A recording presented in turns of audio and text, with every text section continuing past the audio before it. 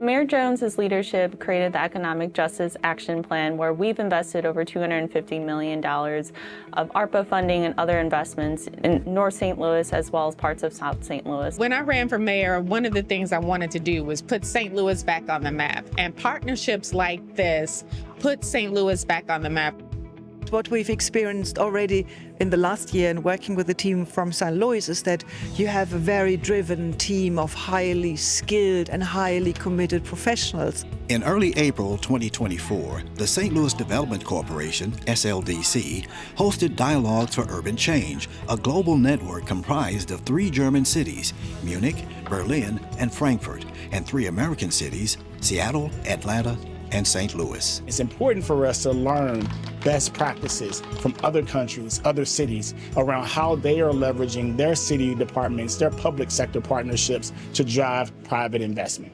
We can see with the mayor's teams the issue of equity and justice and peaceful living together is really at the forefront of her agenda. Tours were taken during the week-long conference. Loretta Hall Park, the Carr Square community, and Preservation Square were visited.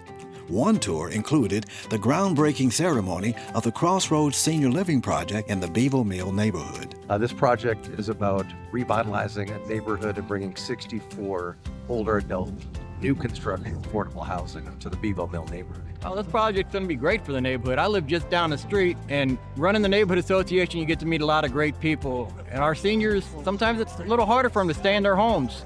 So having something like this that's affordable in the neighborhood to help our seniors out is going to be great. The opportunity for us to partner with Germany in this context is the United States has an operating model of how we support funding affordable housing and how affordable housing moves in cities across the country.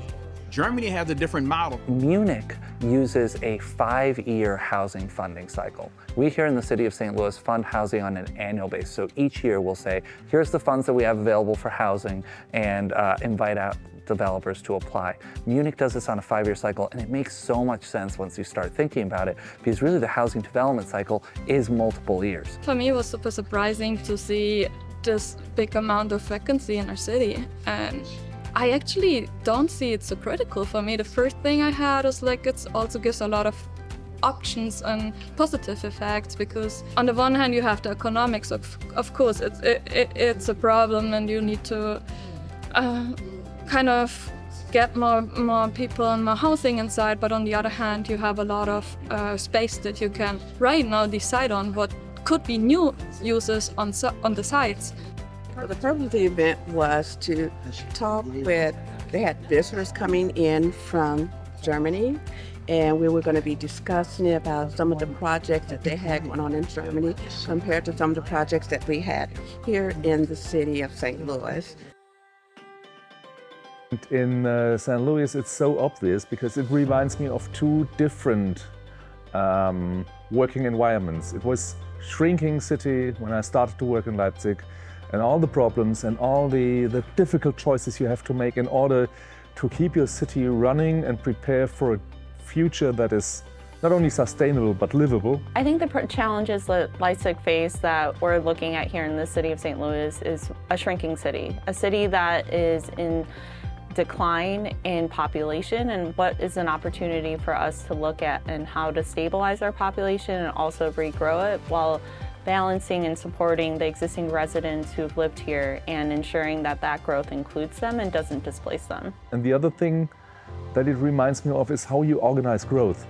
That is now the task in Germany in many cities.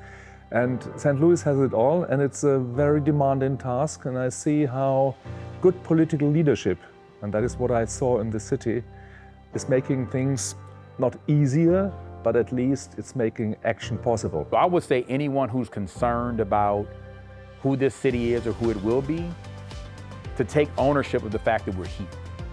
Take ownership of the fact that you call this home, and you have leaders who are working hard alongside of you to transform what this city looks like.